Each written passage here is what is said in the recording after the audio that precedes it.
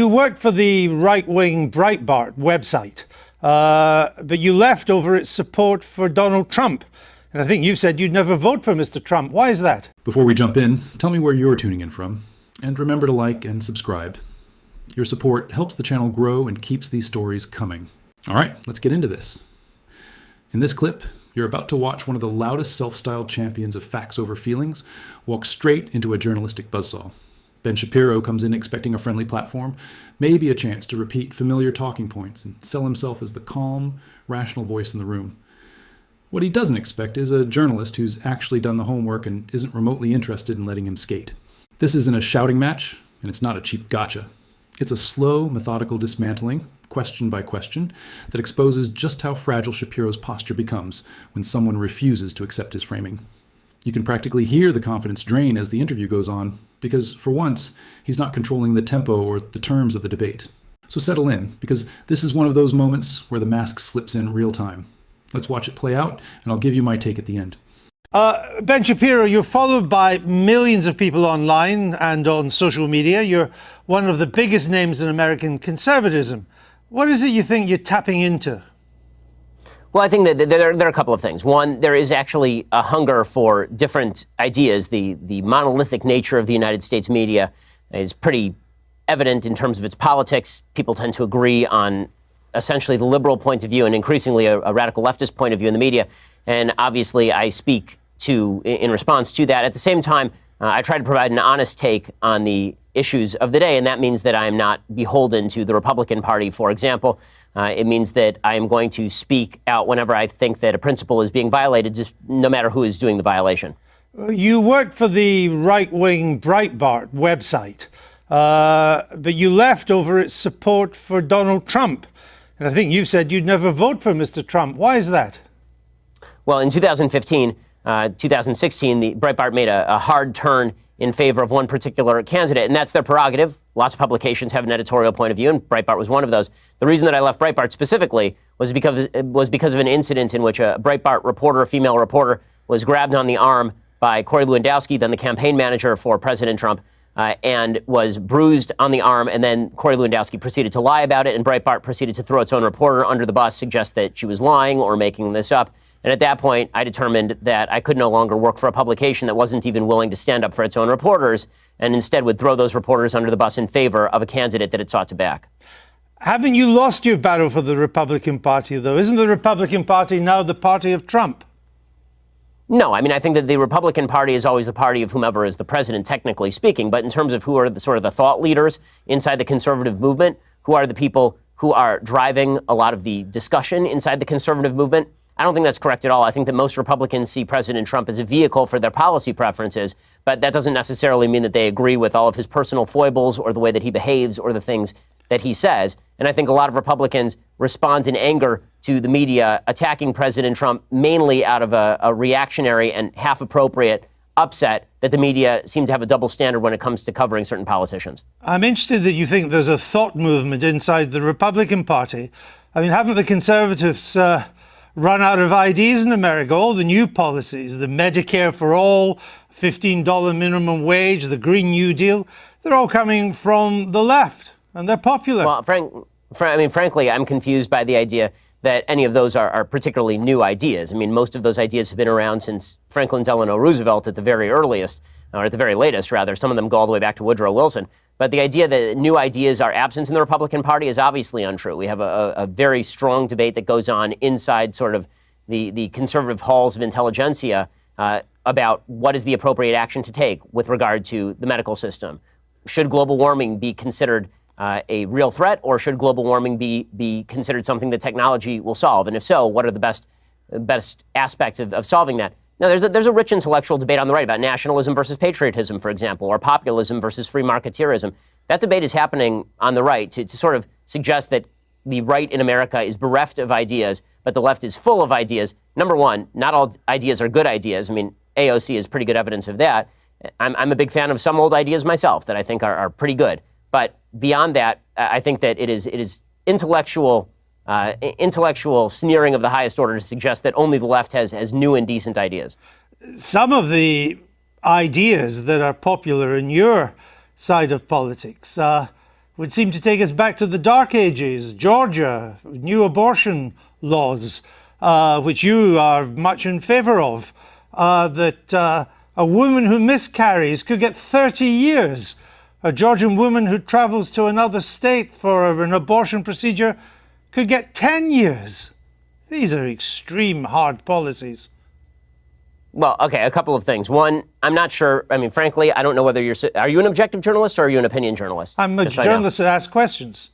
Okay, so you're a supposedly objective journalist calling policies with which you disagree barbaric and suggesting only one side of the political aisle has ideas. So I just want to point out that I wish you would at least be honest in your own biases. Mr. Shapiro, I know that broadcasting in America is now so polarized that on one program you only have the left, and another one you just have the right.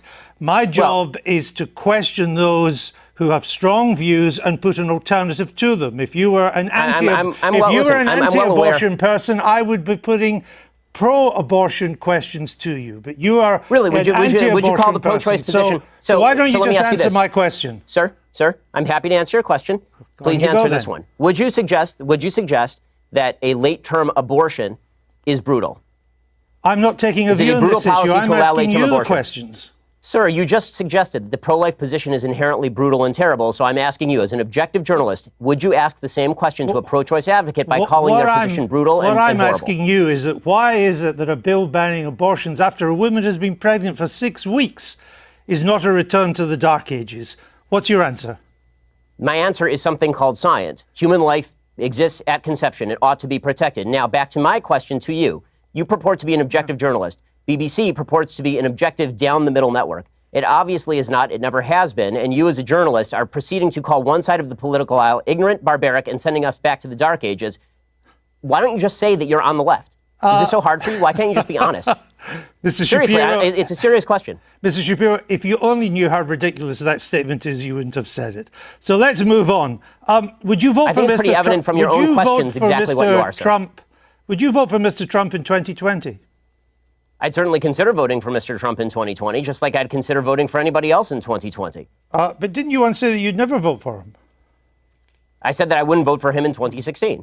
And then I wrote a column for National Review explaining the conditions under which I might change my mind. You're a culture war warrior. Isn't he largely on your side? You wrote once it was unlikely he'd appoint conservative judges to the Supreme Court. He has. Right. So you were wrong. And so I like many of President Trump's policies, even if I still have serious reservations about his personality and character. Do you think there's a Democrat that could beat him in 2020? Sure, I think there are several Democrats who could beat him in 2020. Who would have the best chance? I think that Joe Biden is likeliest to beat him, considering that he has significant appeal in a lot of the Rust Belt, in places like Pennsylvania, Michigan, Wisconsin, the places that President Trump needs to win to retain the presidency. And Joe Biden also has a long history in politics, which means that the American people already have sort of a preconceived vision of him. President Trump, as a campaigner, is very good at dragging unknowns through the mud, or at exposing details about people that are previously sort of covered up. But when it comes to Joe Biden, he's been well exposed for a very long time.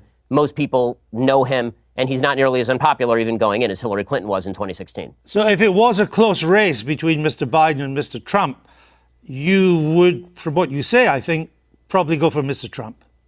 Yes, I would vote for Mr. Trump if it were a race between Biden and Trump, because I think that the damage that President Trump has done to the country on a character and rhetorical level has already been done and cannot be undone. I don't see it as getting worse day by day. That is the new status quo, unfortunately. Now the question becomes which policies I would most like to see enacted, and Trump's policy preferences are closer to my own than Joe Biden's are. Now, you're a star of new media, of conservative new media. You and others on the left and the right, you position yourselves as supposed tellers of hard truths. But haven't you all just really coarsened public discourse in America and exacerbated its divisions? You know, it's kind of odd to be hearing about me coarsening public discourse when you call policies you disagree with brutal and bringing us back to the Dark Ages, sir. The point, I don't want to return to it, but the point was to put a position for you to reply to it. And I thought we covered that. I put think some of the points too, because on your videos, characterization of issues is part of the problem in the coarsening of public debate. Well, maybe it's also part of your problem too, because we have from your YouTube videos, Ben Shapiro destroys the abortion argument. Ben Shapiro destroys transgenderism and abortion. Is that not a kind of coarse public discourse? Well, are those videos labeled by me? I have no idea. But Why are you picking out? Why are you? I have a question. Why are you picking out random YouTube videos put up by people who are not me? Are you and then attributing the titles to me? Are you unhappy with the way they've been described? I think that people can describe me however they please. It's a free country, and I'm all in favor of a public debate. If you watch the actual clips, they are generally civil conversations between me and somebody who disagrees with me. You say in your new book, you suggest that America's largest struggle at the moment is, quote, the struggle for our national soul. We are so angry at each other right now. And I think that's true. I've just returned from the United States.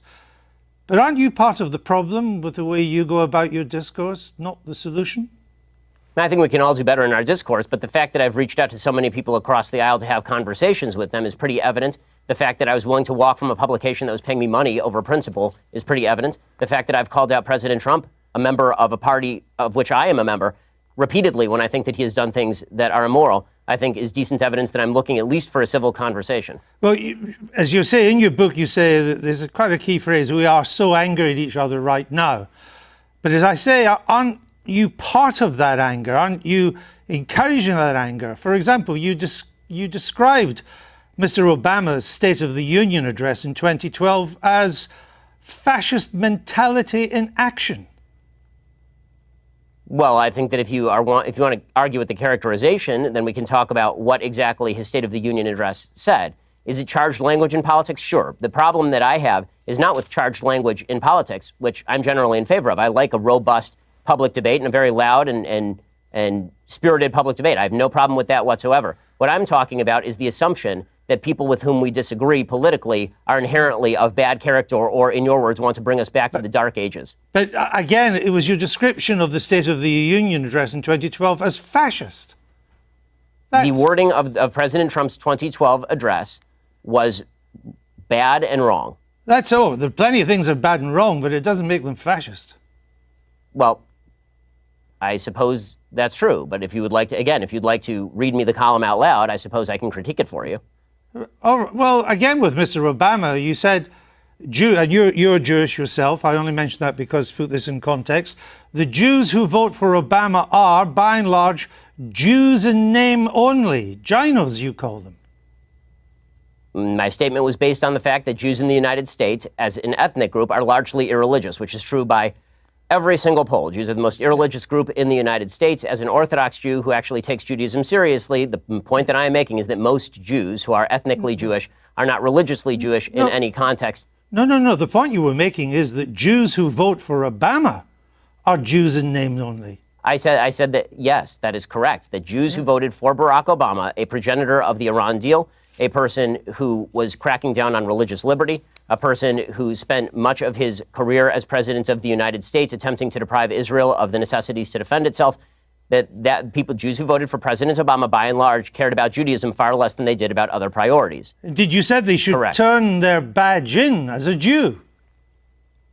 Yes, I believe that if you are somebody who takes Judaism seriously, that comes along with ideological commitment. I mean, I guess. Also, I hope you're having fun, by the way, going through every old tweet that I've ever sent to try and do gotcha questions. But if you'd like to have a discussion about my general philosophy or things I've done in, say, I don't know, that was 2012, so it's now 2019. If you'd like to discuss something I've done in, say, like the past 5 years, why don't we do that? How about that? Because your book is a criticism of how angry America is and how America has to do better. And I'm simply I have an entire list on my website, sir. On my list, I have an entire website of dumb, bad things that I've said. I'm simply trying to point out some of the things you've said that seem to me to help to stoke that anger. For example, you said Israelis like to build, Arabs like to bomb crap and live in open sewage. Well, as I say in an article entitled, "Here's a list of all the giant, bad, dumb things I've ever said." Was that dumb? Well, yes, that's a dumb tweet. And not only, but it is also important to mention that the next few tweets clarify that that tweet is specifically referring to the Hamas leadership, which, by the way, a BBC I've seen is relatively reticent to condemn. No, actually, it wasn't. What you went on to do and say, you are correct about the slur on Arabs. It's not all Arabs that want to live in open sewage and blow things up. It's just Palestinians. You went on to say. It says the ones who take sides against Israel in the Israel-Palestinian conflict. Population is rotten to the core, you went on to say. Not Hamas. the Yeah, I say by Palestinian Arab population. I say that by poll numbers, they elected Hamas. They elected Hamas. They educate their children in school that Israel should be obliterated, sir.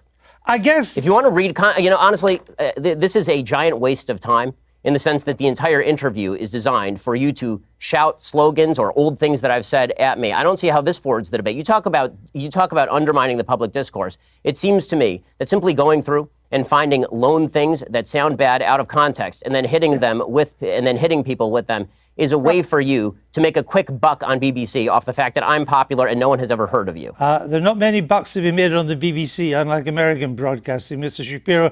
The point You're I'm getting trying paid, to it make seems. is that your words are hardly designed to produce the consensus and understanding that the book seems to want to produce.